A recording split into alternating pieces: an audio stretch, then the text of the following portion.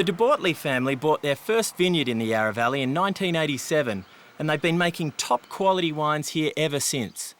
Recently, they added a cheese room to their cellar door, and cheesemaker Richard Thomas is the man in charge. Richard, there's not too many rooms like this in Australia, is there? No, this is pretty much the definitive cheese maturing room, I reckon. I mean, you've designed a few, but what's special about this one? Okay, there's no fans, there's no air rushing around, which is unpleasant for the cheeses. It upsets their stability.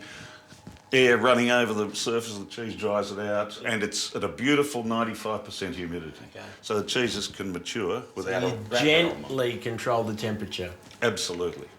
Cheese and wine is my idea of a good time, so I'd like to know what Richard and winemaker Bill Downey recommend. So I guess this is cellar door cheese style, mate. It certainly is. Meet Bill Downey, Stu. Yes, Stu. Bill, what do you got there then? This is the 2007 Estate Sauvignon. Okay. Sauvignon, it's a Sauvignon Blanc?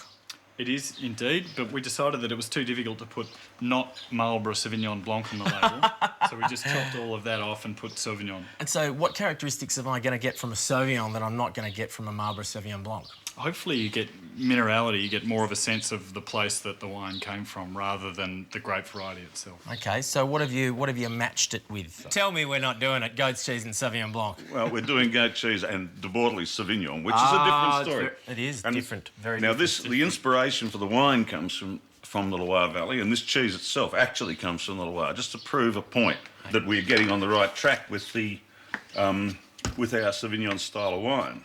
Give that a try. Right. Now, when you're eating cheese with wine, yes, you would eat the cheese and finish off with the wine. Okay. And one of the most important things to remember is the aftertaste is probably the most important part of eating a cheese.